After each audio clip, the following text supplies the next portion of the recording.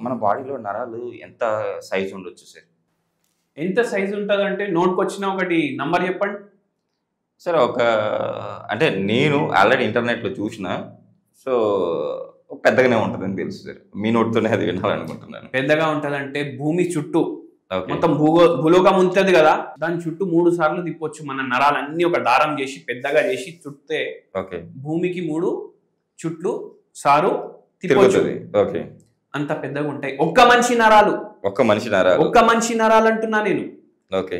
And very importantly ఏంది అంటే ఇప్పుడు ఈ నరాలకు సంబంధించిన కణాలు ఉంటాయి కదా, ఎన్ని ఉంటాయి చెప్పండి మీరు? I don't know. ఏదో నోటికి వచ్చింది ఇప్పుడే మీరు చెప్పారు కదా, ఇదైతే ఇంటర్నెట్ లో చూడలేదు కదా, చూడలేదు ఇది సార్. చెప్పండి, ఇది వెయిట్ చేసి కొట్టండి.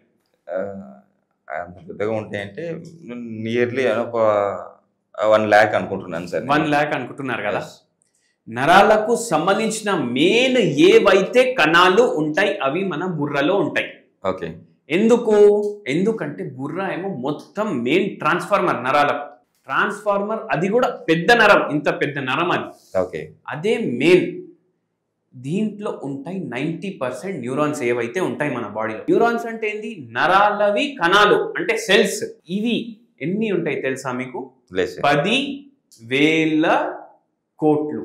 10,000 కోట్లు. 10,000 కోట్లు ఓకే. ఉంటాయి.